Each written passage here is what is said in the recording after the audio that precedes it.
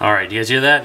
That is RF noise, or QRM, and today I wanted to show you guys some of the ways that I track down RF noise here in the house. And at the end of this video, I'm going to give you guys some ideas of what to do if it's not at your house, but your neighbor's. All right, so what is RF noise? Let me see if I can zoom in here and we'll take a look. Now, it might be a hotspot. You see this one little peak I've got here? That's something that we'll go hunting for another day. But today, it's this rhythmic pulse. You see it there? And you guys heard it earlier at the beginning of the video. It's got like a cadence to it, right? It's a da da da da da, you know, like a washing machine or something. That's, you know, it would be high on my list of something to go look at. Some motor churning, a pump, I don't know. But it's not normally here. And if I'm on radio trying to listen to a distant station, let's say Australia or something. Blow some smoke and I'll start the choke. World Radio 128, Milk Road, Sydney, Australia. Another benefit, even if you're not messing around with the radios and, you know, talking to your buddies on CB, getting rid of the invisible RF noise around your home can also help with Wi-Fi speeds and the distance in which you can connect to those access points. So following the likes of John Galt, I've moved to the fringes of this crumbling world, and as such, have fewer neighbors. So it's less likely that this interference is coming from my QTH. A QTH is just how described their location.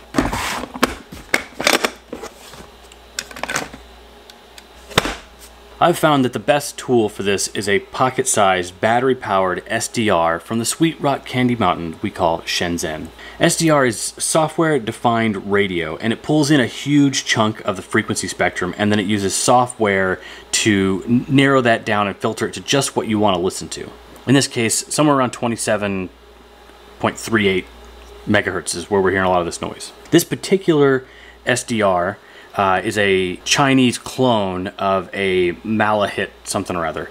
The person that made this also made the source files available, and so there's tons and tons of copies out there. And now what he does is he just sells the firmware that's on there. It's a great model to go with. This one here can go between 50 kilohertz and 2 gigahertz. That's a huge chunk of the spectrum. And the 2 gigahertz gets you up close to 2.4.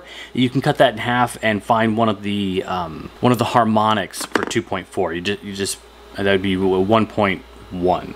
No, 1.2. Be 1.2 gigahertz. You might find a harmonic of that, so that you can go hunting for things. So if you wanted to save some money, you could grab one of these RTL USB dongles. I like these from this Nest DR Smart company, the New Elec, I think is the name, is the manufacturer of this. The way I would use this is grab a USB extension cord so that this isn't sticking out of your laptop. That's a lot of leverage. It's likely to break the connection, your USB connection on your laptop. So run it on a cord, a USB extension cord, and then have your antenna plugging on here and just kind of roam around looking for stuff. Now, you want to keep in mind that this will get the job done, but you're now using your laptop, and chicks don't dig it as much as the pocket-sized one with the LCD touchscreen built in.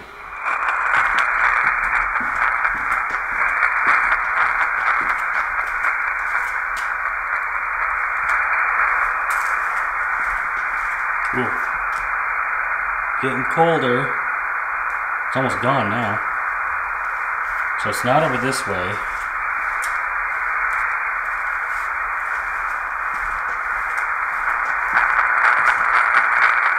It's like a fun game with hot or colder.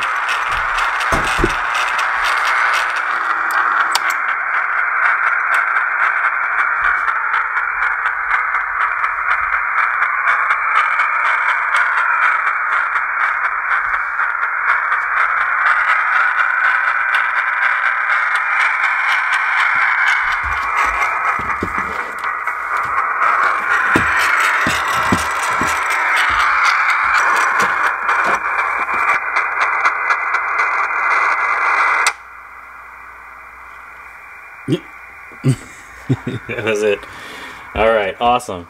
I thought it might have been this guy, but then I noticed that the LED lights that were blinking for this charger were in cadence with the noise. So it's just a really bad switch mode power supply that's in here.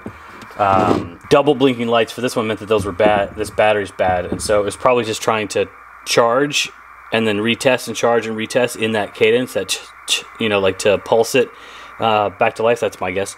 But I think we found it. So awesome. Yeah, so what are some of the sources of RF noise you guys have found? Let us know down in the comment section. All right, I mentioned that we'd talk about your neighbor's house. Let's say it's not coming from your house, it's actually coming from your neighbor's house. If you're not already friends, you're going to have to make friends.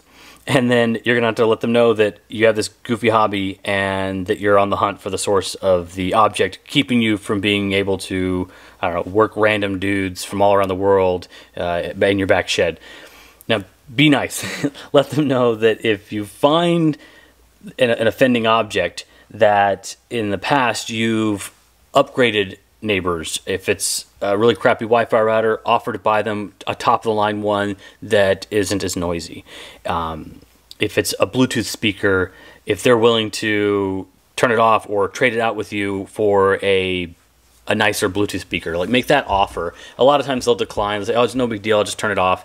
But I would insist. You're taking up some of their time. They're being neighborly and letting you go wander around their backyard or hell, even in their kitchen and go looking for this offensive thing.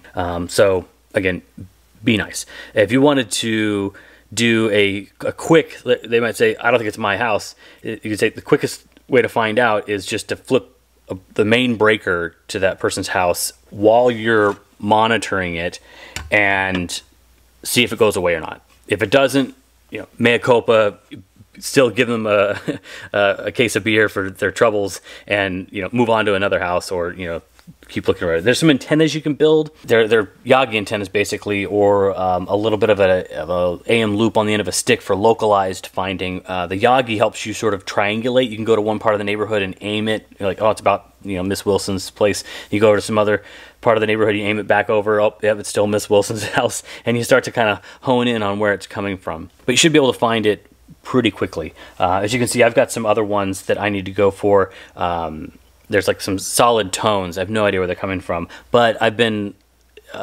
avoiding going and looking for them because they're not right on the frequencies I listen to. They're in between, like the harmonics from whatever that noise is sort of staggers in between the frequencies that I use. So it hasn't been a game stopper or a show stopper like this one was today. All right.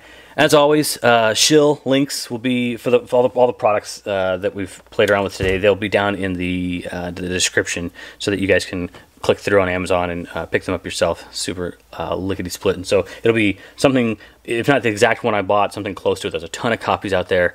Just do your best to get the best copy for your buck on the Malahit or this little handheld SDR. Or some people call them a DSP, a digital signal processor.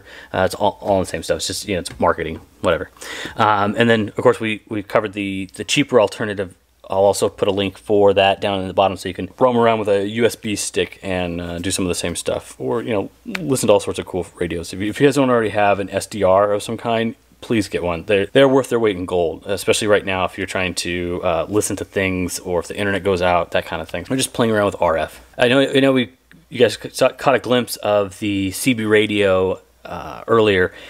I'm gonna have another video on that about some of my experiences getting back into radio after being away from it for so long. I think now it's more important to have some kind of backup comms again in case we are censored or otherwise unable to use the internet. Thanks for sticking around and subscribe so you can get some more of Julian's random projects. I'm hanging in, there ain't no doubt, and I'm hanging tough. Over and out, over and out.